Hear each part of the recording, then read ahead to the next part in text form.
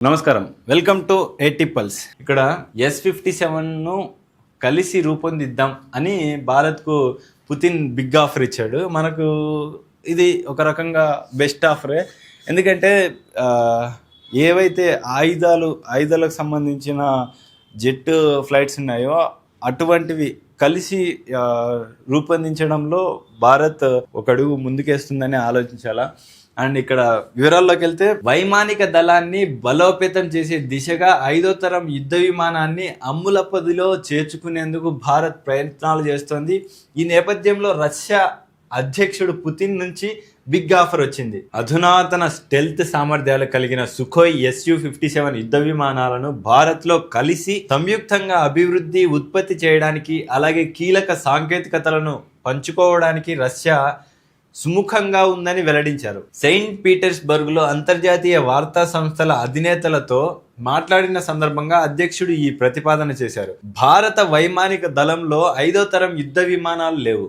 మరోవైపు పాకిస్తాన్ త్వరలో చైనాకు చెందిన షెన్యాంగ్ J-35AE స్టెల్త్ ఫైటర్స్ ను సొంతం చేసుకోనుందని వార్తలు వస్తున్న వేళ రష్యా నుంచి స్పందన రావడం గమనార్హం.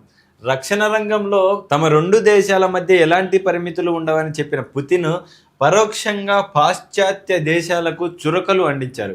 ఆ దేశాలు సాంకేతికతను బదిలీ చేసేందుకు పలు ఆంక్షలు విధిస్తుంటాయని గుర్తు చేశారు. అయితే S-57 ఫైటర్ జెట్ ను సంయుక్తంగా అభివృద్ధి చేసేందుకు రష్యా గతంలోనే భారత్ కు అవకాశం ఇచ్చింది. 2018లోనే ఆ చర్చలు జరిగాయని ఆయన గుర్తు చేశారు. అయితే భారత్ అప్పుడు ఆ ప్రాజెక్ట్ నుంచి తప్పుకుంది. ఆ యుద్ధ విమానంతో పూర్తి స్థాయి కార్యాచరణ అవసరాలు తీరవని IAF నిర్ధారించడంతో భారత్ వెనక్కి తగ్గింది.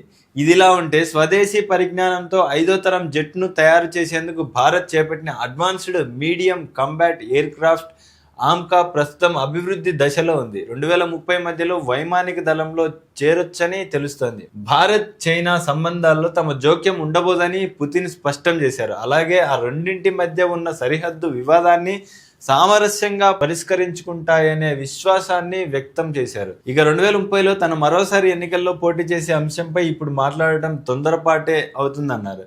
అప్పటికీ తన ఆరోగ్యం ఎలా ఉంటుందో దేవుడికే తెలుసన్నారు. ప్రస్తుతం పరిష్కరించాల్సిన ఎన్నో అంశాలు ఉన్నాయని వ్యాఖ్యానించారు. సో ఒక రకంగా 5th జనరేషన్ జెట్స్ ఏవైతే ఉన్నాయో మన దేశంలోనే స్వదేశీ మ్యానుఫ్యాక్చరింగ్ మనకే కొద్దిగా సేఫ్ జోన్. ఎందుకంటే ఇప్పుడు బయట దేశం నుంచి కొనుక్కోవడం అంటే మన పైన బటన్ పడుతుంది.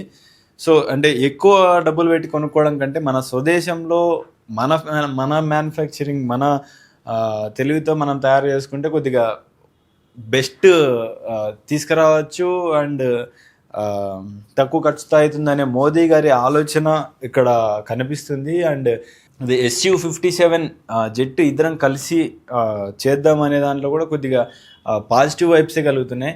అండ్ పాకిస్తాన్ ఏదైతే ఉందో చైనా నుంచి J-35A అంటే దిగుమతి చేసుకునే అవకాశం ఉంది. అండ్ చైనా వస్తువుల గురించి మనం అంటే పెద్దగా డిస్కస్ చేసుకోవాల్సిన అవసరం లేదు.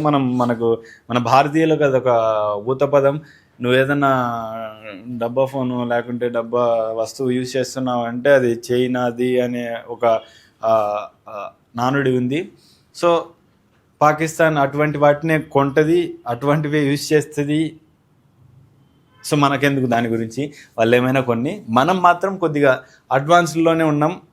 వెపన్స్ కొనడం కంటే తయారు చేసే విధానం, లేకుంటే కొంటే ఎటువంటి దేశాల్లో కొనాలి, లైక్ చైనా, ఇటువంటి అమెరికా, ఇటువంటివి కాకుండా రష్యా లాంటి దేశాల నుంచి మనం ఏదైతే ఆయుధాలు దిగుమతి చేసుకోవడం కొద్దిగా బెటర్.